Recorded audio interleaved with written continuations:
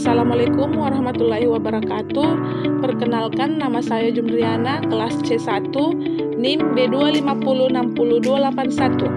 Di sini saya akan sedikit menjelaskan tentang asuhan pranikah dan prakonsepsi dengan tema fertilitas dengan dosen pengampu Ayu Irawati STT MKes, Program Studi S1 Kebidanan Universitas Mega Buana Palopo. Pengertian fertilitas. Fertilisasi itu apa sih? Fertilisasi atau pembuahan adalah peristiwa bersatunya antara spermatozoa dengan sel telur. Pembuahan seringkali diartikan sebagai penyerbukan. Sel spermatozoa atau sel ovum berasal dari dua sel yang berbeda.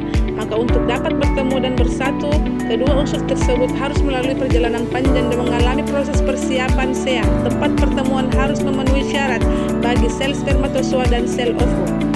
Konsep fertilitas. Poin pertama yaitu fertilitas atau kelahiran merupakan salah satu komponen pertumbuhan penduduk yang bersifat menambah jumlah penduduk di samping migrasi masuk.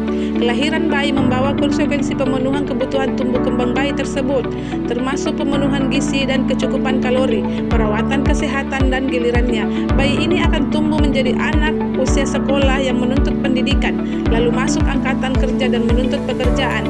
Bayi perempuan akan tumbuh menjadi remaja perempuan dan perempuan usia subur yang akan menikah dan melahirkan bayi.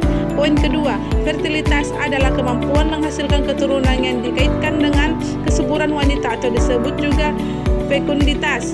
Akan tetapi, dalam perkembangan ilmu demografi, fertilitas lebih diartikan sebagai hasil reproduksi yang faktual atau yang nyata dari seorang perempuan maupun kelompok perempuan.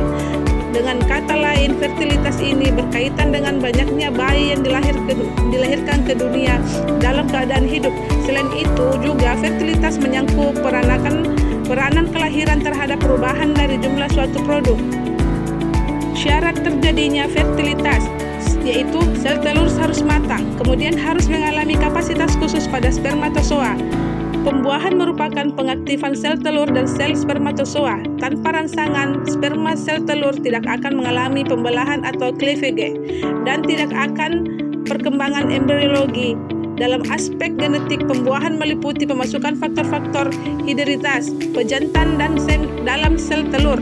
Disinilah satu individu. Pada hampir semua mamalia, pembuahan dimulai ketika badan kutub pertama disingkirkan, sehingga sperma menembus dan masuk ke dalam sel telur sewaktu pembelahan reduksi kedua berlangsung. Jenis-jenis fertilitas. A. Fertilisasi eksternal atau khas pada ternak-ternak akuatik. Gamet-gametnya dikeluarkan dari dalam tubuhnya sebelum fertilisasi. B. Fertilisasi internal, khas untuk adaptasi dengan kehidupan di darat.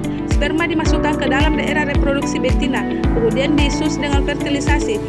Setelah pembuahan, telur itu membentuk membran fertilisasi untuk merintangi pemasukan sperma lebih lanjut. Kadang-kadang sperma itu diperlukan hanya untuk mengaktifasi telur. Tahapan fertilitas, kapasitas spermatozoa dan pematangan. Sebelum fertilisasi, sperma yang dikeluarkan dalam tubuh atau fresh ejaculates belum dapat dikatakan fertil atau dapat membuahi ovum apabila belum terjadi proses kapasitasi. Proses ini ditandai pula dengan adanya perubahan protein pada seminal plasma, reorganisasi lipid dan protein membran plasma, influx CA, aplikasi meningkat dan pH intrasel menurun. Perletakan spermatozoa dengan zona pellucida. Zona pellucida merupakan zona terluar dalam ovum. Syarat agar sperma dapat menempel pada zona pellucida adalah jumlah kromosom harus sama, baik sperma maupun ovum, karena hal ini menunjukkan salah satu ciri apabila keduanya. Faktor-faktor yang mempengaruhi fertilitas. A. Faktor-faktor yang mempengaruhi fertilitas menurut perspektif sosiologis.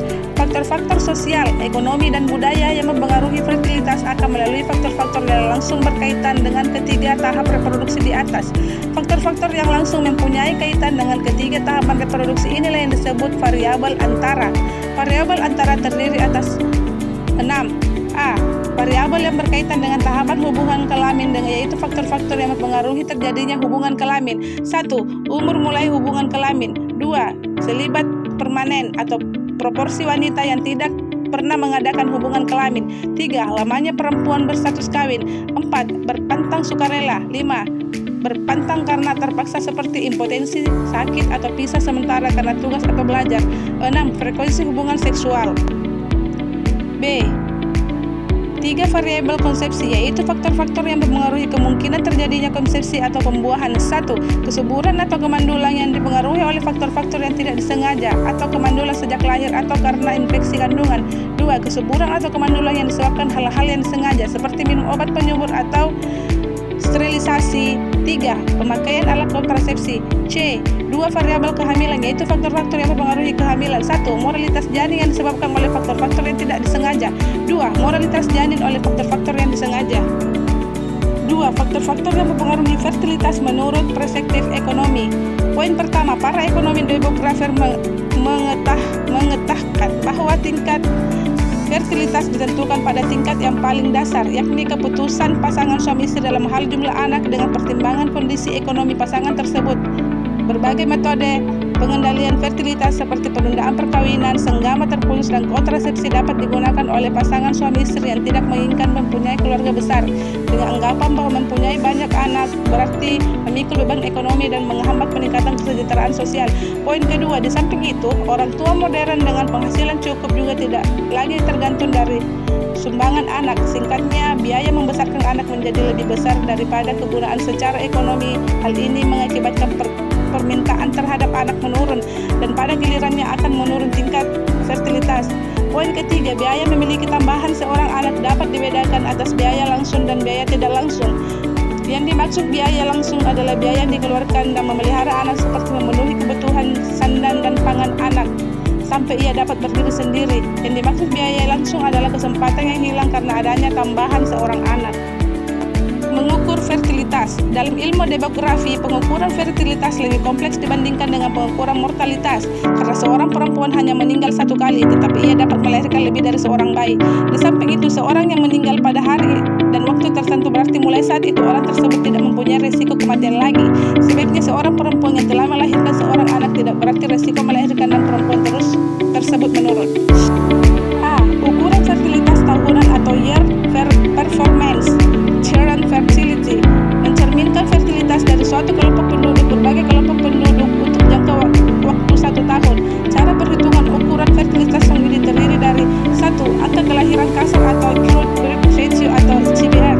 Angka kelahiran kasar dapat diartikan sebagai banyaknya kelahiran hidup pada suatu tahun tertentu tiap 1000 penduduk pada pertengahan tahun. 2. DVR atau General Fertility Rate. Angka kelahiran umum, banyaknya kelahiran pada suatu periode per 1000 penduduk perempuan usia 15 sampai 49 tahun pada pertengahan periode yang sama. 3. ASPR atau Age-Specific Fertility Rate atau angka paritas umur tertentu. Terdapat variasi mengenai besar kecilnya kelahiran antara kelompok penduduk tertentu. Tingkat fertilitas penduduk dapat mulai dibedakan menurut jenis kelamin, umur, status perkawinan, atau kelompok-kelompok penduduk yang lain.